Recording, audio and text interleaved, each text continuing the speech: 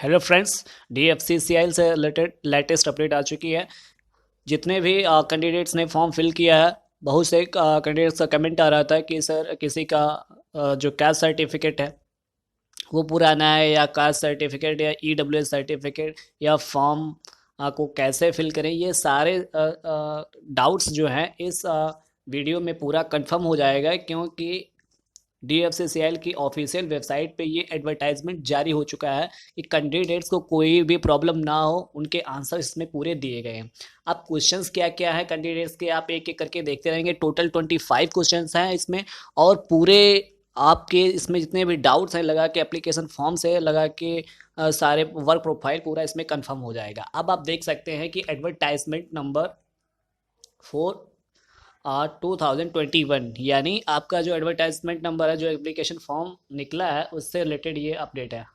Form कैसे fill करना, how do I apply a job in DFCCIL, कि form को कैसे फिल करना है ये तो आपको पता ही है, ये सिंपल सा क्वेश्चन है। ऑनलाइन इसको फॉर्म फिल करना है। दूसरा क्वेश्चन है कि how do I know about the detail of the post for which requirement is notified, कि किस पोस्ट के लिए रिक्वायरमेंट आई है, ये भी आपको पता है कि एडवर्टाइजमेंट में दिया है।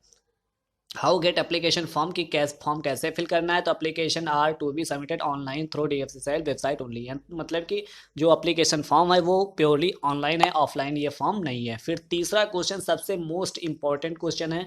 ये इस क्वेश्चन को जो है भर भर के कमेंट आए हैं कि सर के is there any laid down format of caste certificate ETC, कि मतलब कि कोई जो सर्टिफिकेट है OBC का हो या EWS का हो, कि कितने साल पुराना चल सकता है। तो इसमें आप देखेंगे the proforma certificate like caste certificate, PWD certificate ETC are publish along with the requirement notice. Requirement notice में जैसा दे रखा है वैसा ही इसमें फॉर्म फिल करना है। अब देखो, OBC candidate, OBC non creamy layer candidates including in the central list having certificate current financial year सन 2020-21-22, सन 2021-22 से करंट फाइनेंशियल ईयर का जो सर्टिफिकेट है वो होना चाहिए। लेकिन होना किस में चाहिए, the former prescript from central government, मतलब कि सेंट्रल गवर्नमेंट भारत सरकार के द्वारा प्रिस्क्रिप्ट होना चाहिए। और कितने दिन पुराना चल सकता है ये केवल देखेंगे। The illustrate the validity of non creamy layer certificate issued during the month of financial सन 2020-21-22 के लिए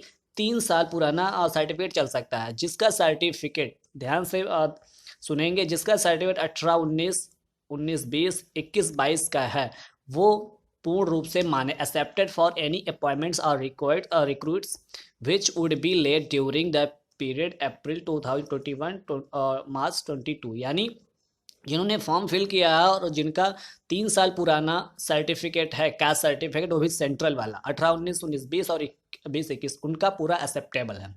और दूसरी बात यह है कि जिन लोगों का बहुत ही पुराना है, मतलब 3 साल से पुराना है, और जिन लोगों ने स्टेट वाला फॉर्मेट, जो स्टेट वाले फॉर्म, मतलब कि सेंट्रल वाला नहीं है, स्टेट वाला है, उन लोगों ने अगर फॉर्म फिल किया है तो उनका एप्लीकेशन रिजेक्ट कतई नहीं होगा। लेकिन ये है कि आपका जो OBC वाले हैं, SC वाले हैं, तो आपको शायद जनरल में फाइट करना पड़े। यानी जो प्रॉब्लम ये आएगी कि आपको जनरल में कर दिया जाएगा अगर 3 साल पुराना आपका है, या आप स्टेट फॉर्म में आपने फिल किया है, तो जनरल में फाइट करना पड़ सकता है। फिर दूसरी बात, EWS वाले कैंडिडेट क्या है कि having certificate for requirement for 2021 financial year, उनका 20-21 और 21-22, कहने का मतलब 1 साल पुराना ही होना चाहिए। क्लोजिंग डेट ऑफ रजिस्ट्रेशन 23-23 5 सन 2021 से पहले का होना चाहिए। यानी कहने का मतलब 20-21 का चलेगा और 21-22 का, 1 साल से 1 या 1.5 साल से पुराना ये आपका सर्टिफिकेट EWS का नहीं होना चाहिए। फिर नेक्स्ट देखते हैं, अगर आपका ये नहीं भी है तो आपको उसका लाभ नहीं मिलेगा, EWS का लाभ नहीं मिलेगा अगर ज़्यादा पुराना आपका सर्टिफिकेट EWS वाला है तो। फिर नेक्स्ट 5th क्वेश्चन है कि what are I should take while filling up the application form. Application form को कैसे फिल करना है, ऑनलाइन या ऑफलाइन। तो आप इसमें देखेंगे कि पूरा आपको वही बताया गया है कि पूरा नोटिफिकेशन पढ़ना है और ऑनलाइन पूरा करना है, इसमें कुछ खास नहीं है। फिर नेक्स्ट है ये वाला, what is the application fee various categories, मतलब फीस किसकी SC ST OBC जनरल की फ़ीस कितनी कितनी है, तो ये आपको पता है कि ये पूरा नोटिफिकेशन दे रखा है कि सबकी फ़ीस अलग अलग है। SC ST OBC की अलग है और OBC जनरल की अलग है और SC ST की अलग है। What is the mode of payment, payment कैसे करना है, पेमेंट तो आपको पता है कि ऑनलाइन ही करना है। कि how should I send my application to DFCCIL, ये आपको पता होना चाहिए कि जो है कि candidate need not to send print out of application और certificate or copies of DFCCIL by the post. मतलब कि किसी भी, अगर आप एप्लीकेशन फॉर्म फिल कर लेते हैं, फिल करने के बाद DFCCIL के ऑफिस में इसको कहीं भी आपको ऑफलाइन फॉरवर्ड नहीं करना है, मतलब भेजना नहीं है। उसका प्रिंट आउट निकाल करके अपने पास रख लेना है और कहीं भी इसको भेजना नहीं है। The application form along with the fee are submitted online, मतलब कि जो आपका एप्लीकेशन है वो फीस के साथ सबमिट करना है। फिर नेक्स्ट क्वेश्चन है how do I know the schedule of examination. Schedule of examination हमको कैसे पता चलेगा कि एग्जामिनेशन कब होगा, कैसे होगा। तो when the examination is scheduled to be held, the date of time of examination is notified on the website DFCCIL। जब भी आपका एग्ज़ाम होगा 10 से 15 दिन से पहले आपको वेबसाइट पे DFCCIL की जो ऑफिशियल वेबसाइट है उस पर आपको बता दिया जाएगा, इन्फॉर्मेशन दे दी जाएगी। और candidates are requested to keep watching career section on DFCCIL.com। Further update के लिए आप DFCCIL की जो ऑफिशियल वेबसाइट है उसको लगातार चेक करते रहें। और जब भी आपका एडमिट कार्ड आएगा तो आपके मोबाइल, रजिस्टर्ड मोबाइल नंबर और SMS के माध्यम से आपको अलर्ट किया जाएगा और ईमेल पे भी आपके SMS आएगा on their registered email ID, और ईमेल आईडी पे भी आपके एक SMS आएगा जब भी आपका एग्जाम होगा। फिर नेक्स्ट क्वेश्चन है what is the minimum qualifying marks. Minimum qualifying marks कितना होगा, तो आप देख सकते हैं कि अनरिजर्व कैटेगरी के लिए 40%, यानी 120 नंबर का आपका पेपर होगा और 120 में जो जनरल कैटेगरी का होगा वो 40%। 40% का मतलब है 12 चौक 48, कहने का मतलब 48 नंबर से आपके ऊपर होने चाहिए, वरना आपकी कॉपी चेक नहीं होगी। फिर नेक्स्ट है SC ST और OBC नॉन क्रीमी लेयर, इस तरीके कैंडिडेट को 30%, मतलब कि भारतीय 36 नंबर से ऊपर होने चाहिए, वरना उनकी कॉपी चेक नहीं होगी और डिस्क्वालीफाई वो माने जाएंगे। SC ST के लिए 25%। इस तरीके से आपने देखा है कि इसको कितने मार्क्स लाने हैं, मतलब कि अगर आप इतने मार्क्स लेते हैं तो ये सिलेक्शन बिल्कुल नहीं, ये नहीं कह सकते श्योर होगा, लेकिन ये है कि आप क्वालिफाई माने जाएंगे।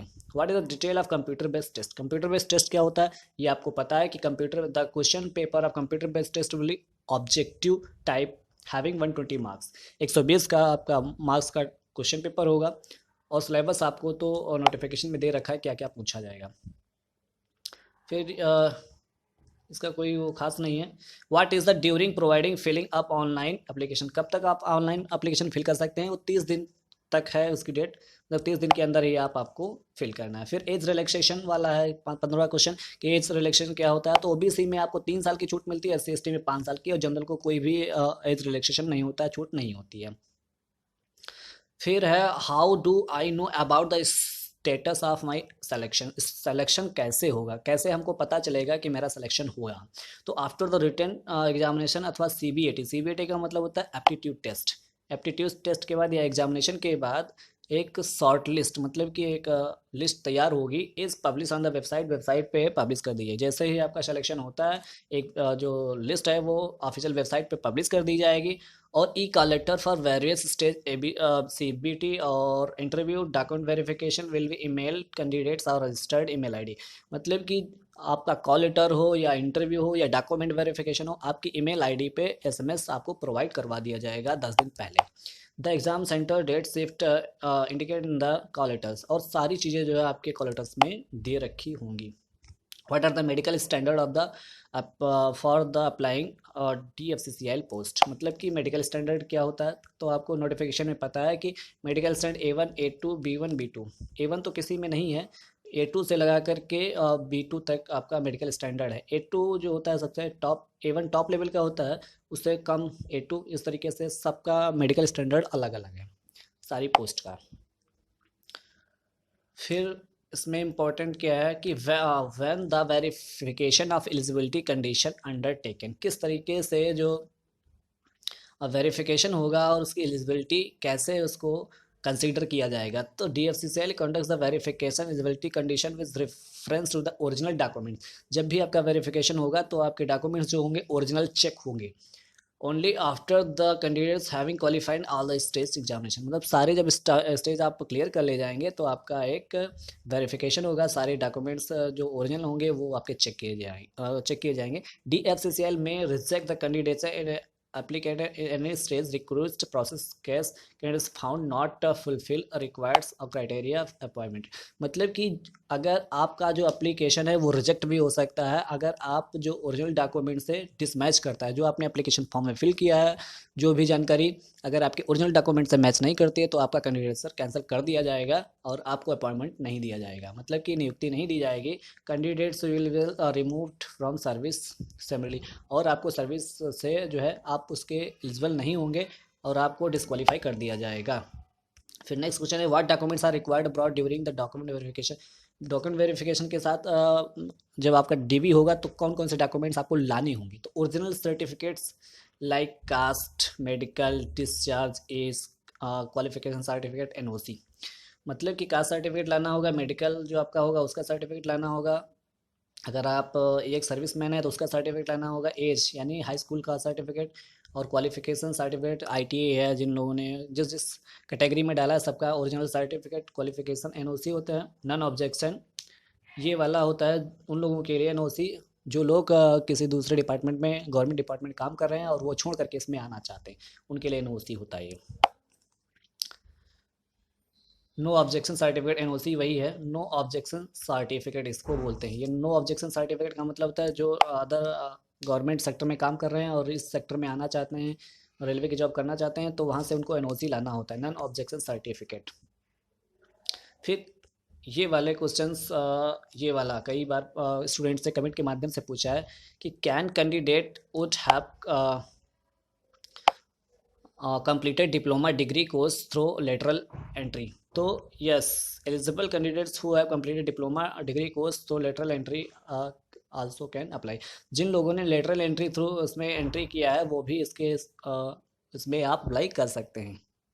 कंप्यूटर बेस्ड एप्टीट्यूड CBAT, बहुत से कैंडिडेट्स पूछते हैं कि CBAT क्या होता है। CBAT एक साइको टेस्ट होता है जो इस पूरे एडवर्टाइजमेंट केवल एक ही पोस्ट के लिए CBAT होगा, वो भी होगा एग्जीक्यूटिव ऑपरेशन एंड BD के लिए, उसके लिए CBAT होगा। Computer based aptitude test is the conduct post of executive operation and BD। Operation BD के लिए केवल ये एक पोस्ट है जो जिसके लिए साइको टेस्ट होगा, मतलब कि लोको पायलट के लिए होता है और स्टेशन मास्टर के लिए, दो के लिए साइको होता है एक तरीके से। Where will be candidates be posted after joining, ये क्वेश्चन कई बार स्टूडेंट्स ने कमेंट के माध्यम से भी पूछा है कि ज्वाइनिंग के बाद आपका जो सिलेक्शन होगा वो कहाँ पे होगा, ज्वाइनिंग कहाँ कहाँ होगी। तो anywhere of the DFCCIL projects establishment office, मतलब कि जहाँ पर भी DFCCIL का इस्टेब्लिशमेंट होगा, ऑफिस होगा, वहाँ पे कहीं पे भी आपको ज्वाइनिंग मिल सकती है जहाँ पे उसका कंस्ट्रक्शन चल रहा है, जहाँ पे उसका वर्क चल रहा है, कहीं पे भी आपकी ज्वाइनिंग हो सकती है। जैसे इलाहाबाद में भी हो सकता है, मुंबई में भी, सॉरी मुंबई नहीं, कोलकाता भी हो सकता है। तो इस तरीके से कहीं भी आपका जहाँ पे इसका कंस्ट्रक्शन चल रहा है वहाँ पे आपका हो सकता है, राजस्थान, जयपुर, इस तरीके से। अब फिर नेक्स्ट क्वेश्चन है what are the minimum marks required the qualifying the computer based aptitude से, मतलब CBAT जो साइको होगा वो कैसे मतलब क्वालिफाई होगा, कितना मार्क्स होना चाहिए। तो candidate needs require a minimum T² of 42 marks in each test of batteries of qualify. एक साइको टेस्ट होता है, प्रत्येक में 42 मार्क्स लाने आवश्यक हैं। जब उसको क्वालिफाई करेंगे तो आपको पता चलेगा कि ये क्या होता है। फिर will a candidate be allowed to give the computer based aptitude test in any regional language, कि अपनी जो भाषा होती है रीजनल, जहाँ जो आप भाषा में बोलते हैं उसमें आप दे सकते हैं। तो the computer based aptitude shall be question and answer option only in English and Hindi.